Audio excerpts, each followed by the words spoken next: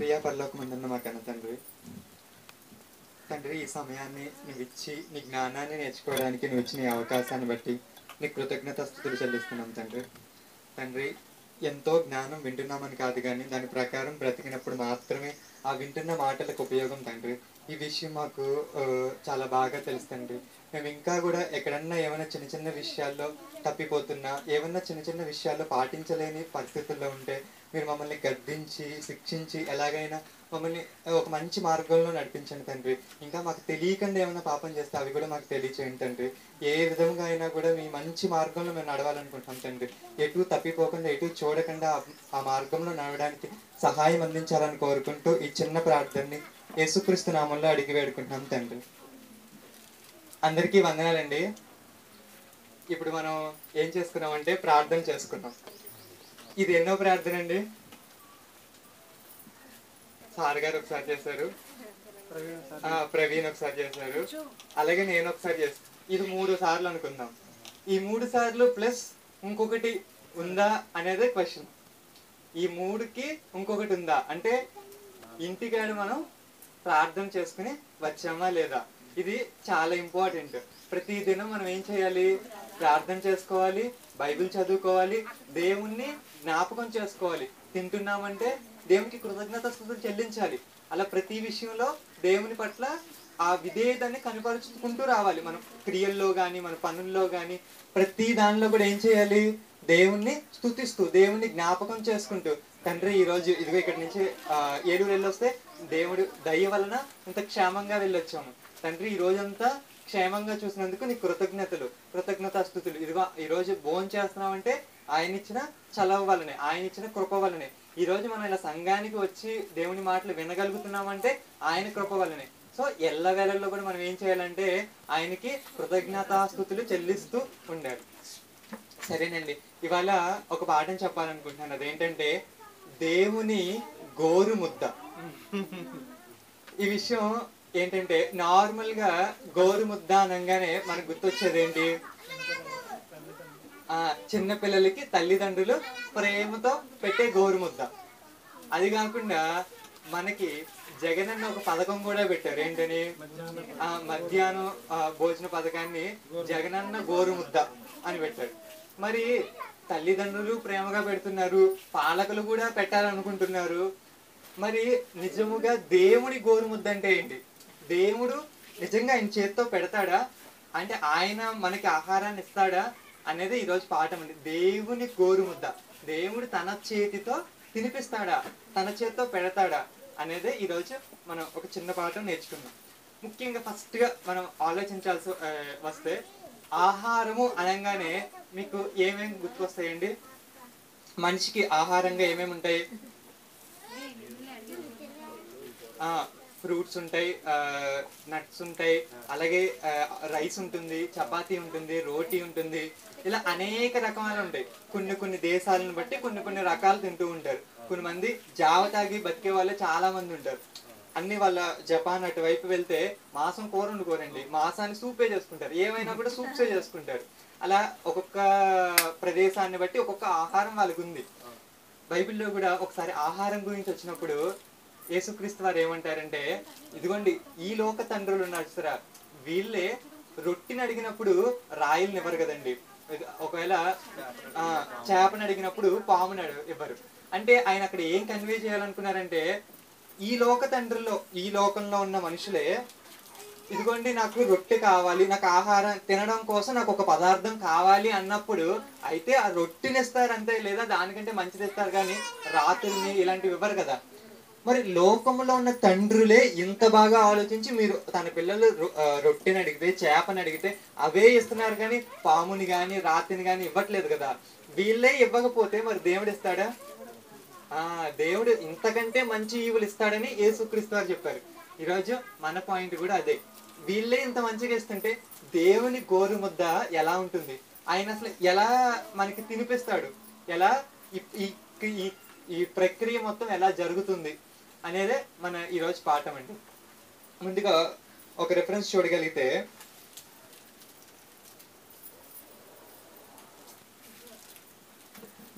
ఈ రిఫరెన్స్ మీ ఆల్రెడీ అందరికీ తెలుసండి. యేసుక్రీస్తు వారు ఒకటి చెప్తారు ఏంటంటే, పక్షుల గురించి మనుషుల్ని పోల్చుతూ, పక్షులు ఏం చేయవంటే అవి విత్తవు, కోయవు, అవి కూర్చుకొనవు.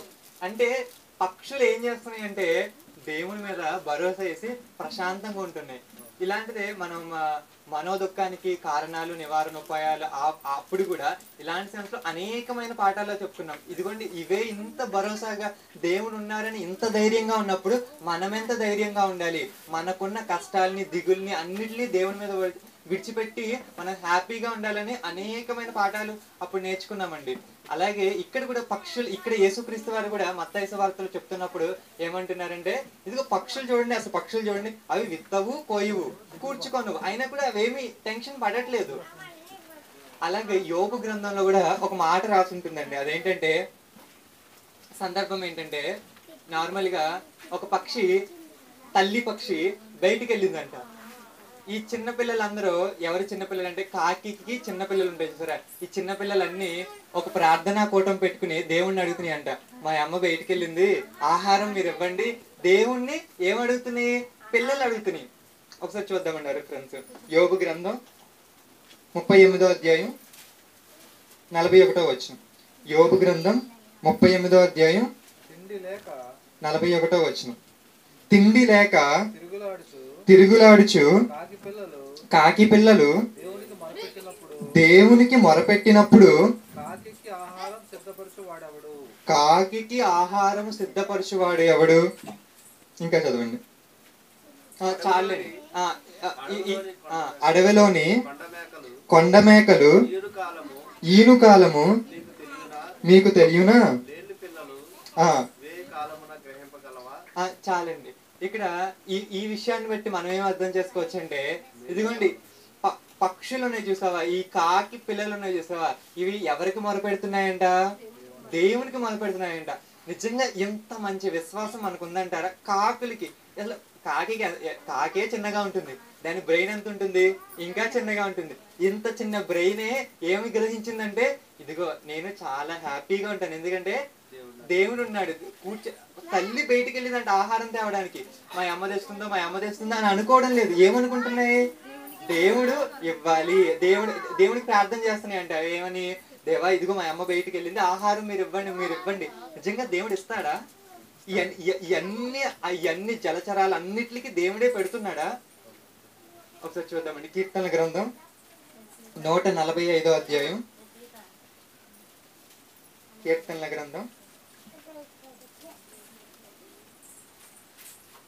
145వ అధ్యాయం 15వ వచనం. సర్వజీవుల కన్నులు నీ వైపు చూచుచున్నవి, తగిన కాలమందు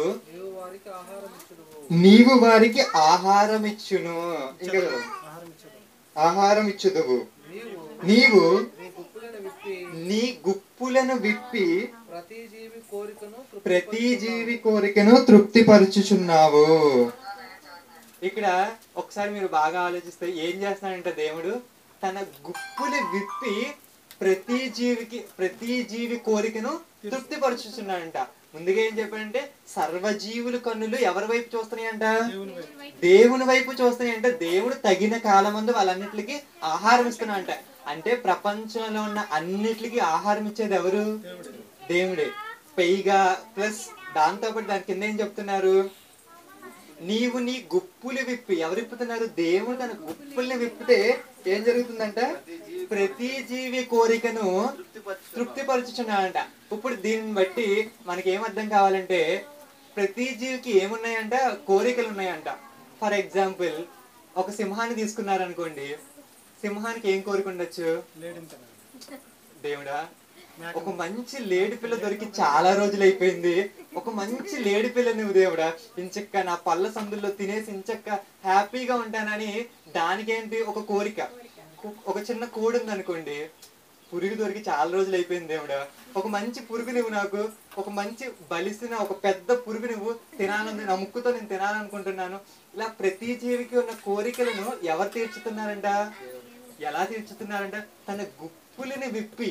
అంతే కదండి. అంటే ఈ జీవులకే మీకు తెలుసో లేదో, ఈ వరకు కోడి పందాలు బాగా జరిగే టైంలో ఏమైనా కోళ్ళు కానీ సరిగ్గా తినకపోతే దాన్ని పట్టుకుని దాన్ని మూతి ఓపెన్ చేసి కొంచెం మిక్స్ చేసిన ఒక చిన్న వాటిని వాళ్ళ కోడి లోపలికి పెడతారండి. ఏంటంటే అది ఎలాగైనా తినాలని, లేకపోతే తినకపోతే అనారోగ్య పడిపోతుందని.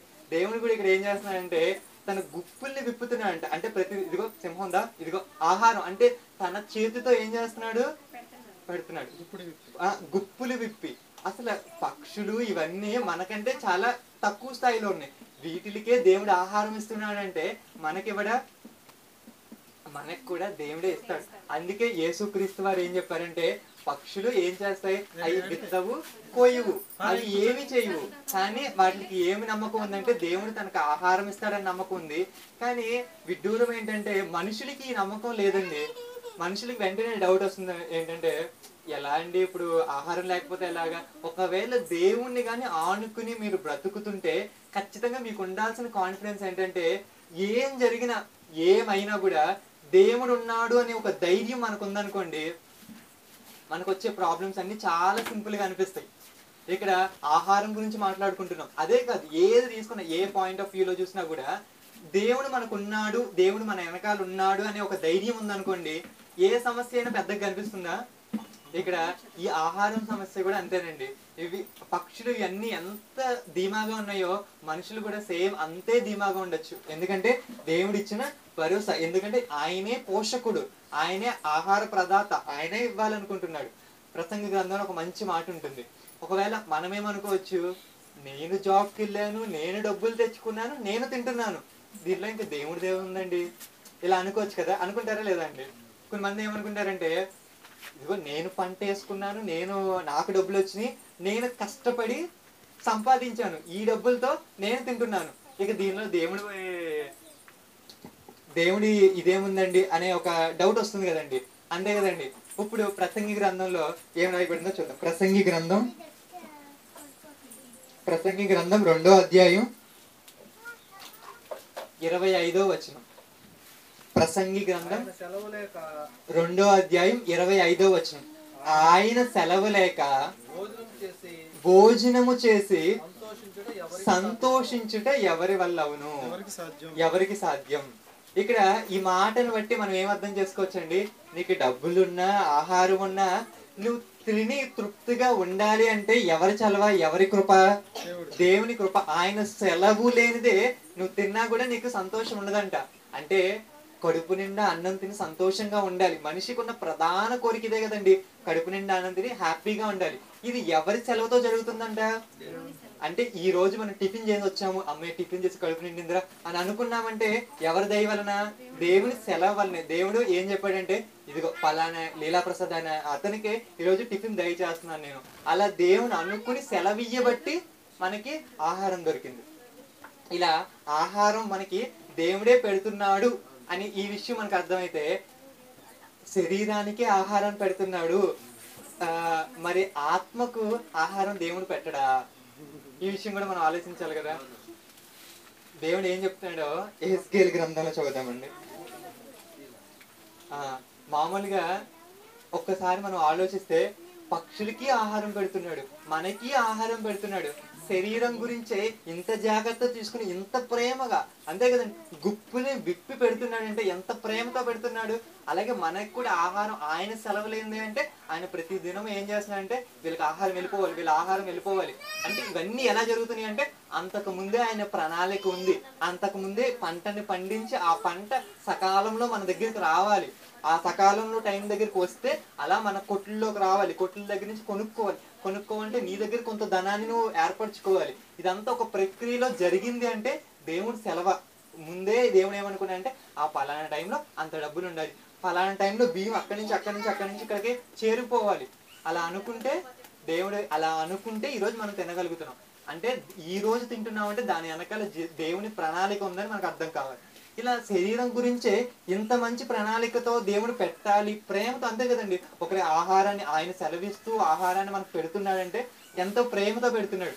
శరీరం గురించే ఇంత బాగా ఆలోచించిన దేవుడు ఆత్మ గురించి ఆలోచించడా? ఆత్మకు ఆహారం పెట్టడా? ఈ విషయం మనం చూద్దాం. యెహెజ్కేలు గ్రంథం 3వ అధ్యాయం 2వ వచనం. యెహెజ్కేలు గ్రంథం ఒక్క నిమిషం. యెహెజ్కేలు గ్రంథం, యెహెజ్కేలు గ్రంథం 3:2 నేను నోరు తెరవగా ఆయన ఆ గ్రంథము నాకు తినిపించి, నరపుత్రుడా నేను ఇచ్చుచున్న ఈ గ్రంథమును ఆహారముగా తీసుకుని దానితో నీ కడుపు నింపుకోమని వారితో సెలవీయగా నేను దానిని భక్షించి తిని అది నా నోటికి తేనివలే మధురముగా ఉన్నది. ఈరోజు మనం అంటున్న మాట ఏంటంటే దేవుని గోరుముద్ద. అసలు గోరుముద్ద అనే మాట మనం ఎందుకు వాడామంటే, ఒక తల్లి ఎంతో ప్రేమతో ఏం చేస్తుందంటే తినిపిస్తుంది, గోరుముద్దని తినిపిస్తుంది. ఇక్కడ దేవుడు కూడా ఏం చేశాడంట, నేను నోరు తెరవగా ఆయన ఆ గ్రంథమును నాకు ఏముందండి అక్కడ ఒకసారి చూడాలి, ఏముంది, తినిపించి అంటే దాని అర్థం ఏంటి, నేను నోరు తెరవగా నాకు గ్రంథాన్ని తినిపించాడంట. అంటే దేవుడు గోరుముద్దలు పెడతాడా అంటే, తినిపించి అంటే ఆయన గ్రంథాన్ని తినిపించాడు అంటే దాని అర్థం ఏంటి, ఆయన తన ఈ వాక్యాన్ని మన నోటి దగ్గరికి తీసుకొస్తున్నాడంట. తినిపించి గోరుముద్దలు ఎలాగైతే పెడతారో అలాగే దేవుని కూడా వాక్యాన్ని మనకి ఎలా పెడుతున్నాడంట, ఇదిగో తిను, ఈరోజు సండే మెసేజ్ తిను, ఇదిగో నైట్ మెసేజ్, నీకు స్పెషల్ మెసేజ్ పెడుతున్నాను నీకు ఈరోజు అంటే దేవుడు అలా పెడుతున్నాడంట. తినిపించడం అంటే మనకు అర్థం అవ్వాల్సింది ఏంటంటే వినిపించడం. ఇదిగోండి ఈరోజు మీకు నైట్ స్పెషల్ మెసేజ్ చెప్పాలనుకుంటున్నాను అంటే దాని అర్థం ఏంటి, ఆ రోజు మీకు స్పెషల్ మీల్స్ ఉంది. ఇదిగో నీకు ఆది కాండ నుంచి స్పెషల్ గా ఒక్కొక్క వచనాన్ని విపులంగా చెప్పాలనుకుంటున్నాను. ఇదిగో ఈ ఆహారాన్ని తిను, ఇదిగో ఇది భుజించు, ఇదిగో పొద్దున్నే చిల్డ్రన్స్ కూడా ఇదిగోండి వీళ్ళు చాలా బలహీనం అయిపోతున్నారు, వీళ్ళకి కూడా ఒక మంచి ఆహారం పెట్టించాలని చిల్డ్రన్స్ స్కూల్ని దేవుడు స్టార్ట్ చేయించాడు. అంటే ఇదేంటి, దీనిలో ఉన్న సంకల్పం ఏంటి, వీళ్ళకి కూడా తినిపించాలి, వీళ్ళకి కూడా నేను గోరుముద్దలు పెట్టాలి, వీళ్ళకి కూడా ఈ గ్రంథాన్ని తినిపించాలి. ఇదే మాట ఇంకా అనేక సందర్భాల్లో కూడా రాయబడిందండి. కానీ దీని సారాంశం ఏంటంటే దేవుడు తన మాటలను మన దగ్గరికి చేరవేస్తున్నాడు అనే విషయాన్ని మనం అర్థం చేసుకోవాలి. ఎలాంటి వాళ్ళకైనా వాక్యం మాత్రం దేవుడు అందించాలనే సంకల్పం ఉంటుందండి. పౌలు గారు అనేకమైన ప్రయాణాలు చేసినప్పుడు అందరికీ వాక్యం అందిందండి. ఒకసారి కొన్ని సందర్భాలు ఏమి రాయబడుతుందంటే, ఎఫ్ఎస్సీలో ఉన్నప్పుడు ఎఫ్ఎస్సీని బేస్ చేసుకుని మొత్తం ఆసియాలో ఉన్న వాళ్ళందరికీ కూడా వాక్యం అందింది అని రాయబడిందండి. అంటే ప్రతి వారికి ఏమందుతుంది, వాక్యం అందుతుంది. అంటే ఆయన గోరి ముద్దలు తినిపిస్తున్నాడు. కానీ కొంతమంది దాన్ని తినను అని మారం చేసే వాళ్ళు చాలా మంది ఉంటారు. కానీ ఒకసారి మనం బాగా ఆలోచిస్తే, ఇప్పుడు తినను అంటే ఏమవుతుందండి, ఆయనకి నష్టమా మనకి నష్టమా, మనకే నష్టం. కానీ కొన్ని మంది ఎలా ఉంటారంటే డైటింగ్ లో ఉన్నట్టుగా ఉంటారు. అంటే ఫస్ట్ మన కేటగిరీ మాట్లాడుకుందాం, తర్వాత అన్యుల గురించి మాట్లాడుకుందాం. మనం ఎలా ఉంటాం, ఈ రోజు సండే ఒక పూట వెళ్తే సరిపోతుంది కదండి, రెండో పూట ఎందుకు, లాస్ట్ ఆదివారం ప్రార్థనకి వచ్చాం కదండి, ఈ ఆదివారం కూడా రావాలా, మధ్యలో ఒకటి స్కిప్ కొడితే పోయేదే, లాస్ట్ అన్ని ఆదివారాలు వచ్చాకండి, ఈ ఒక్క ఆదివారం సెలవు తీసుకుంటాం. అంటే అన్నం మాత్రం ఎన్నిసార్లు తింటారు, కొంతమంది 3 సార్లు తింటారు, కొంతమంది 2 సార్లు తింటారు, కొంతమంది 5 సార్లు కూడా తింటారు. అలా అంటే ఎవరికి తోచిన దాన్ని బట్టి, అంటే నేను స్నాక్స్ టిఫిన్ ఇవన్నీ కలిపి చెప్తున్నానులేండి. అలా ఇన్ని సార్లు మనం తినాలనుకుంటున్నాం. కానీ మరి ఆహారాన్ని, ఈ గ్రంథాన్ని మనం ఎన్నిసార్లు తింటున్నాం, పొద్దున్నే ప్రార్థన చేసుకోవాలి, సాయంత్రం ప్రార్థన చేసుకోవాలి, ఆహారం తింటున్నప్పుడు దేవుని జ్ఞాపకం చేసుకోవాలి, ఇలా మనకి అవసరం ఉన్నప్పుడు ఇలాంటి తరగతులు పెట్టుకుని జ్ఞానాన్ని నేర్చుకోవాలి. అలాగే ఆదివారం క్రమం తప్పకుండా, అసలు ఆది సంఘం ఫస్ట్ అపోస్తుల ద్వారా స్టార్ట్ చేయబడిన సంఘం వాళ్ళు ఎలా తిన్నారో ఒకసారి చూద్దామండి. అపోస్తుల కార్యాలు 2వ అధ్యాయం 46వ వచనం.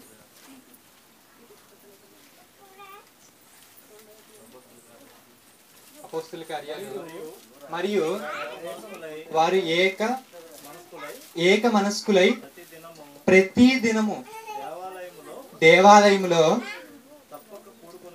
తప్పక కూడుకొనుచు అంటండి. ప్రతి దినము వాళ్ళు ఏం చేశారంటే ప్రతి దినం ఆహారం తింటున్నారంట. ఈ కాలంలో అందరూ వర్క్స్ కి వెళ్తున్నారుగా ఉంటే ప్రతి దినము ఇక్కడికి రావడం కుదరకపోయినప్పటికీ మనం ఏం చేయాలి, ప్రతి దినము దేవునితో సహవాసంలో ఉండాలి. ఇదిగోండి వర్క్ చేసుకునే వాళ్ళైతే వర్క్ అయిపోయిన తర్వాత కొంత సమయం దేవునికి, అలాగే లేకపోతే వర్క్ చేయకుండా ఇంటికాడ ఉండే వాళ్ళు అయితే ఏదో ఒక సమయాన్ని కేటాయించుకుని ఆ సమయంలో దేవునితో మాట్లాడటం, దేవుని వాక్యం చదువుకోవడం, ఇదిగో దేవుని జ్ఞానాన్ని పెంచుకోవడం, ఆయన ఉద్దేశాలు మన పట్ల ఎలా ఉన్నాయో తెలుసుకోవడం, ఇలాంటివన్నీ చేయాలి. ఇలాంటివన్నీ చేస్తే మనం ఏం చేస్తున్నట్టంటే ఆయన పెడుతున్న గోరు ముద్దను తింటున్నట్టు, దాన్ని స్వీకరించి దాని ప్రకారంగా బ్రతుకుతున్నామంటే ఆ గోరు ముద్దని మనం స్వీకరిస్తున్నట్టు. ఇజ్రాయేల్ కూడా ఇలాగే ఒకసారి అరణ్య మధ్యంలో ఉన్నప్పుడు వాళ్ళకి కూడా ఏమైందండి, మాంసాపేక్ష కలిగిందంట. ఏంటి, మాకు తినాలనుకుంటున్నారు. నిజంగా వాళ్ళు తినాలి అని అనుకుంటే వాళ్ళ దగ్గర బోల్డ్ గొర్రెలు ఉన్నాయి కదండి, వాళ్ళ దగ్గర బోల్డ్ పశు సంపద చాలానే ఉంది. కానీ వాళ్ళు దేవుణ్ణి అడుగుతున్నారు, మాకు మాంసం కావాలి, మాకు మాంసం కావాలి, ఏదో స్పెషల్ కావాలి, ఏదో స్పెషల్ కావాలి. ఏం కావాలి? అప్పుడు మోషే కూడా దేవుని దగ్గరికి వచ్చి, ఒక్కళ్ళకి కోడి కూర వండమంటే వండొచ్చు, ఇద్దరికి వండంటే వండొచ్చు, లేకపోతే ఒక 10 మందికి 100 మందికి ఏ ఫంక్షన్ పెడితే ఒక 6,000 మందికి 3,000 మందికి పెట్టచ్చు. వీళ్ళు ఏకంగా 6 లక్షల మంది ఉన్నారు.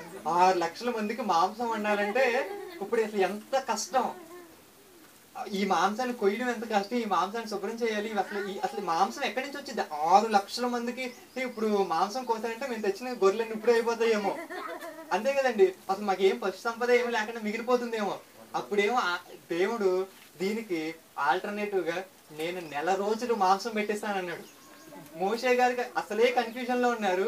అసలే నెల రోజులు మాంసాన్ని తింటున్నారంటే ఇక వాళ్ళ గొర్రెలు సరిపోతాయండి? వాళ్ళ గొర్రెలు సరిపోవు, ఏమి సరిపోవు. అప్పుడు దేవుడు ఒక మంచి మాట అంటాడు, ఒకసారి చూద్దామండి. సంఖ్యాకాండం 11వ అధ్యాయం 21వ వచనం.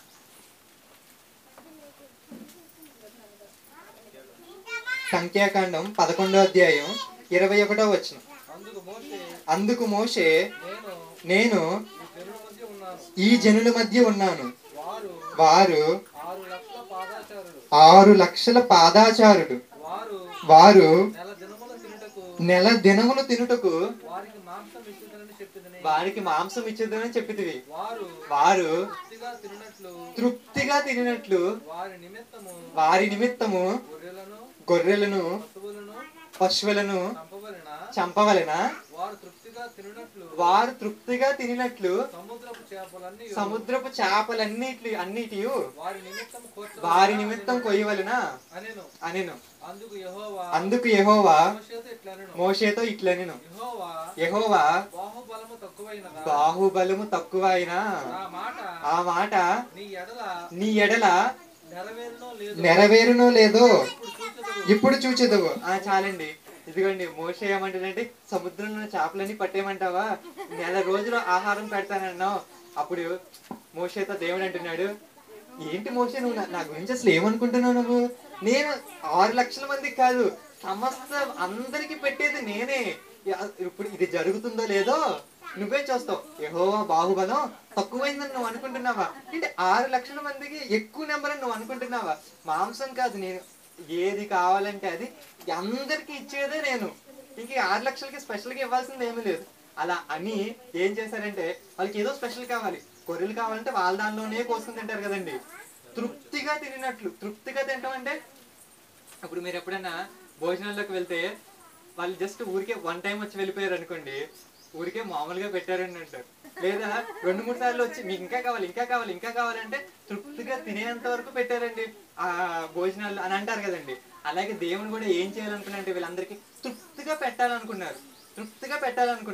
ఇలా పెట్టాలని అనుకున్నప్పుడు ఆయన ఏం చేశారంటే, ఆకాశంలో ఎగిరే పక్షులు వాళ్ళ దగ్గరికే వచ్చి పడేటట్టుగా ఆయన చేశాడండి. ఒకసారి ఆ సందర్భంగా చూస్తే నిర్గమాకాండం 16వ అధ్యాయం 13వ వచనం.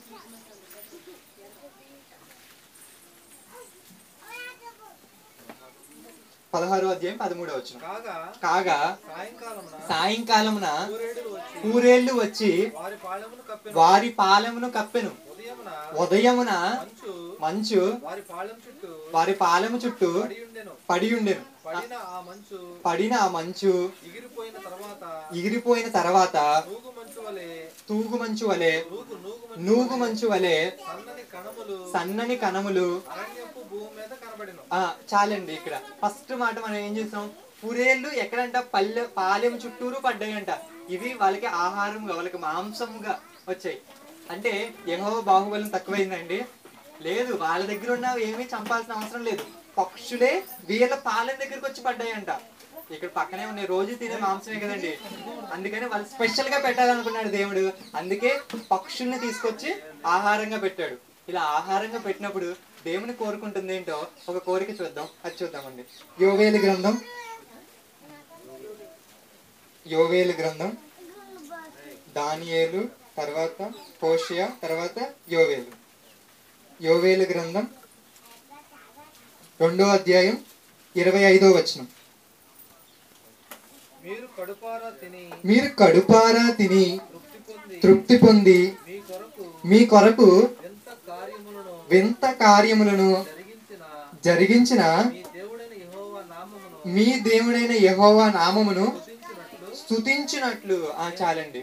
స్తుతించినట్లు ఏం చేయాలంటే కడుపారా తిని వింత కార్యములు చేసిన దేవుణ్ణి స్తుతించాలి. ఏమన్నాడంటే ఆహారం పెట్టింది ఎవరు? దేవుడే. నీ దగ్గరికి వచ్చి గోరి ముద్దలు తినిపించింది ఎవరు? దేవుడే. ఇన్ని చేసిన దేవుణ్ణి గుర్తు చేసుకో అనే ఒక మాట మాత్రం దేవుడు చెప్పాడండి. ఇదిగోండి దేవా, నీ దయ వలన ఈరోజు ఆహారం తింటున్నాను, ఇదిగోండి తింటే నీ ప్రణాళికలో భాగంగా నీ సెలవైంది కాబట్టి ఈరోజు భోజనం చేస్తున్నాను అని ఒక మాట అనుకుని ఆయన్ని జ్ఞాపకం చేసుకోవాలని దేవుడు కోరుకున్నాడు.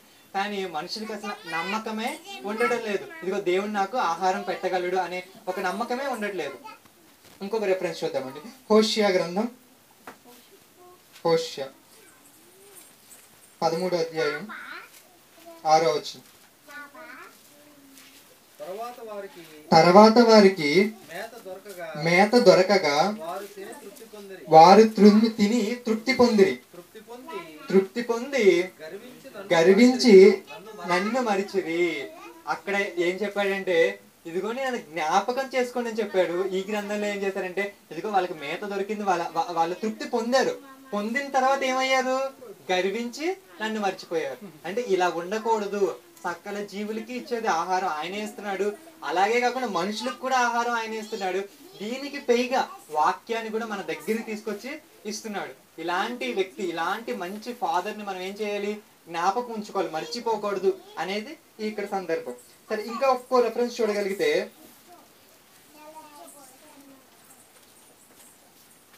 ఇర్మియా గ్రంథం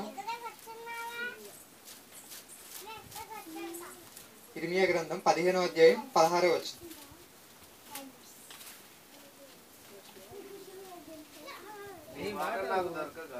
నీ మాటలు నాకు దొరకగా నేను వాటిని భుజించి తిని సైన్యం.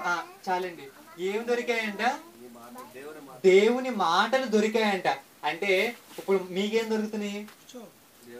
దేవుని ఇక్కడికి వచ్చిన మీరు అందరికి ఏం దొరుకుతున్నాయి? దేవుని మాటలు దొరుకుతున్నాయి. మీరు దొరకటం ఏం చేయాలి? భుజించేయాలి, తినేయాలి. ఇక్కడ మీకు ఒక మెసేజ్ చెప్పారనుకోండి, ఆదికాండం వివరణ 1వ అధ్యాయం 1వ వచనం ఎక్స్ప్లెనేషన్ అని చెప్పంగానే మీరు తినడం స్టార్ట్ చేసేయాలి. ఆ తర్వాత మెసేజ్ అయ్యేలోపు దాన్ని ఏం చేయాలి? తినేయాలి. కానీ కొన్ని తిన్నా కూడా అరగవు.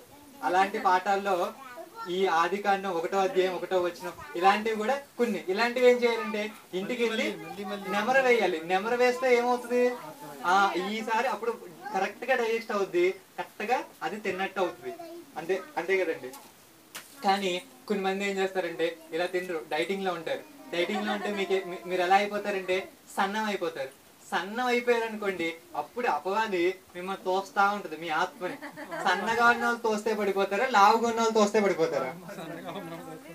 అంటే మీరు ఎప్పుడైతే వాక్యం నుంచి దూరంగా వెళ్తారో అప్పుడు అపవాది మీ దగ్గరికి ఎంటర్ అవుతుందనే విషయం మనకు అర్థం అవ్వాలి. ఎందుకని? మీరు ఆల్రెడీ డైటింగ్ లో ఉన్నారు, కానీ మీరు సన్నగా ఉన్నారు. ఇలా సన్నగా ఉన్నప్పుడు, వాక్యానికి దూరం అయినప్పుడు అపవాది ఎంటర్ అయ్యి ఒకటి స్టార్ట్ చేస్తుంది. ఏంటంటే దానికి అనుకూలంగా ఇది నిజమా అన్నట్టుగా మీ దగ్గర కూడా, మీ కేసులో కూడా ఏదో ఒకటి అలా స్టార్ట్ చేస్తుంది. మనకి జ్ఞానం ఉంటే మనం ఏం చేయాలంటే, దావీదు ఏం చేశాడంటే వెంటనే సెట్ రైట్ అయిపోయాడు, అంతే. ఆ పాపాన్ని వెంటనే మళ్ళీ ఎప్పుడు తిరిగి చూడలేదు. అలాగే మనం కూడా అపవాది వచ్చి మనల్ని కదిలించినప్పుడు ఎన్నో కష్టాలు ఉండొచ్చండి. ఒక్క విషయం మనం బాగా అర్థం చేసుకోగలిగితే, భక్తులందరికీ కూడా మంచి పేరు గాని మంచి ఏదైనా కూడా కష్టం తర్వాతే వచ్చింది. ఇప్పుడు మనకి కష్టం వచ్చింది అనుకుంటే ఇదిగో నాకు కష్టం వచ్చేసింది అని అనుకోకూడదు. ఎందుకంటే భక్తులందరికీ కూడా, అబ్రహాం గారు ఉన్నారు, ఆయనకి ఎంత కష్టం వచ్చింది. యోసేపు గారు ఉన్నారు, అసలు ఆయన ఏం తప్పు చేశాడని అంత కష్టం వచ్చింది. అలాగే యోబు గారు ఉన్నారు, ఏం తప్పు చేశాడని కష్టం వచ్చింది. అలాగే అంటే నేనేం చెప్తున్నానంటే కష్టం అందరికీ వస్తుంది, కానీ ఈ కష్టంలో ఉన్నప్పుడు నువ్వు ఎలా రెస్పాండ్ అవ్వాలనుకుంటున్నావు దేవునికి, అప్పుడు నీకు ఆదరణ కలగజేసే వాళ్ళు ఎవరు, ఆ విషయాన్ని మనం ఒకసారి జ్ఞాపకం చేసుకోవాలి. ఇదిగో దేవుడే నాకున్నాడు అనే ఒక ధైర్యం ఉందనుకోండి, ఇదిగోండి గబాలమని ఏదో జరుగుతుంది, ఒక గొడవ జరుగుతుంది అనుకుందాం. ఇప్పుడు మనం ఏం చేయొచ్చు, ఆ గొడవలో ఇంటర్ఫీర్ అవ్వచ్చు, లేదంటే గొడవకి దూరంగా ఉండొచ్చు. నేనేం చెప్తానంటే అలా గొడవ జరుగుతున్నప్పుడు వెంటనే ఇంట్లోకి వెళ్ళిపోయి తలుపులు వేసేసుకుని మోకరించి ప్రార్థన చేసుకుంటున్నాం అనుకోండి, దేవుడా ఇదిగోండి వాళ్ళని మార్చండి. యేసుక్రీస్తు మనం మొదటి సిలువులో కూడా, సిలువు మాటల్లో మొదటి మాటలో కూడా అదే నేర్చుకున్నామండి. ఏం నేర్చుకున్నామంటే మన ఎడలు కూడా ఎవరైనా ఏమైనా చేస్తారనుకోండి, క్షమించండి క్షమించండి క్షమించండి. అసలు నువ్వు క్షమించమని మొదటి మాటని అనుసరించామనుకోండి, అసలు అప్పుడు నీకు అలాంటి గొడవలు వినాలనిపిస్తుందా, చూడాలనిపిస్తుందా? అలాంటివి ఏమి అనిపించదు. గవర్నమెంట్ పక్కింటి వాళ్ళు దెబ్బలాడుకుంటున్నారు అనుకోండి, మనకేమనిపిస్తుంది అంటే వెంటనే మనసులో, దేవా కొంచెం మా పక్కింటి వాళ్ళకి కూడా మంచి మనసు నువ్వు దేవా, ఇదిగోంటే మా పక్కింటి వాళ్ళకి వాళ్ళు కూడా మారేటట్టుగా మీరు వాళ్ళకి మంచి హృదయాన్ని దయచేయండి అని ప్రార్థించాలనిపిస్తుంది. అయ్యో తెలియక చేస్తున్నారు.